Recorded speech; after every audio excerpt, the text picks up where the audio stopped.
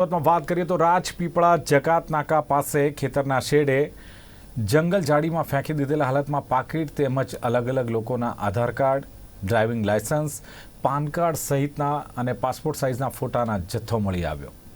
ખેતર માલિકને આ અંગે જાણ થઈ। જાણ થતાં જ પોલીસ અને મીડિયાને આ અંગે જાણ કરી।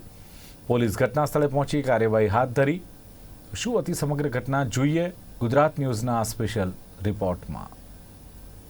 રાજપીપળા જકાત નાકાથી થોડી આગળ કેનાલ પાસે ખેતરના શેડે જરૂરી ડોક્યુમેન્ટ સહિત પાકીટ અને ફોટાનો જથ્થો મળી આવ્યો હતો। ખેતી કામ કરવા ગયેલ ખેતરના માલિકની નજર પડતા તરત જ અમારા નિર્માણ ન્યૂઝના પ્રતિનિધિને જાણ કરી હતી। રાત્રિનો સમય હોય, એક બાજુ વરસાદ પણ પડી રહ્યો હતો, ત્યારે અમારી નિર્માણ ન્યૂઝની ટીમ ઘટના સ્થળે પહોંચી હતી।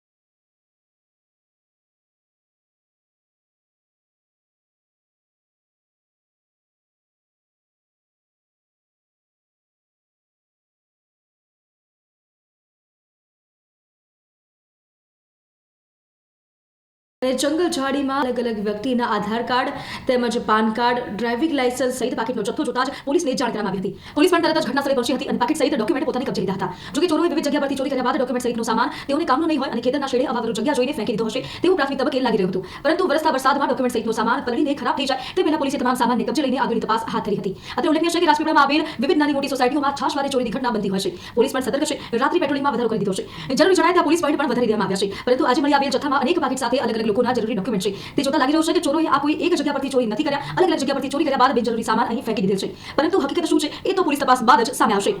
હું મારું ખેતર વડિયા જકાત નાકાથી આગળ કેનાલ પર મારા ખેતર આવેલા છે, ત્યાં અવારનવાર હું આવતો હોઉં છું અને હું ત્યાં ખેતરમાં ગાય આવી હતી અને ભગડવા ગયો અને ત્યાં ગાય પકડતા હું ખેતરના છેડે આવ્યો અને જોયું કે અહીંયા પાકીટ પડેલા છે અને અંદર ડોક્યુમેન્ટ હતા અગત્યના, પાન કાર્ડ, આધાર કાર્ડ છે, ડ્રાઇવિંગ લાયસન્સ છે અને બીજું અગત્યના ફોટા પણ હતા અંદર। અને મને શંકાસ્પદ લાગ્યો અને હું પોલીસને જાણ કરી અને ત્યારબાદ મીડિયાને જાણ કરી। અને વરસાદ પણ ખૂબ ચડી આવ્યો હતો અને આ ડોક્યુમેન્ટ બગડી જાય કારણ કે પાણીમાં તણાઈ જાય એનું એ હતું, એટલે હું તાત્કાલિક તે પોલીસને કલેક્ટ કરી અને આગળની કાર્યવાહી હાથ ધરી છે પોલીસે।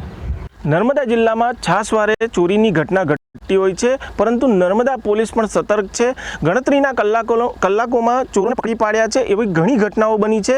પરંતુ તાજેતરમાં રાજપીપળા જકાત નાકાથી થોડેક જ આગળ કેનલ પાસે એક ખેતરમાં અવાવરૂ જગ્યા પર પાકીટની સાથે સાથે જરૂરી ડોક્યુમેન્ટ તેમજ લોકોના ફોટા અહીં ખેતરના શેડે કોઈ નાખી ગયું છે। કહી શકાય કે આ ચોરોનું કામ હોય, જેઓને ચોરી કર્યા બાદ આની જરૂર ના હોય અને ખેતરે નાખી ગયા છે। હાલ તમને દ્રશ્યમાં બતાવીશ કે આ એક ખેતરનો શેડો છે, એટલે કે ખેતરનો ખૂણો છે કે જે ખૂબ ગાઢ જંગલથી ઘેરાયેલો છે અને હાલ જે ચોરો છે તેઓ અહીંયા પાકીટની સાથે સાથે આધાર કાર્ડ છે, જરૂરી ડોક્યુમેન્ટ્સ છે તેમજ ફોટા છે, આ જે વસ્તુઓ છે જે અહીંયા મૂકીને તેઓ જતા રહ્યા છે।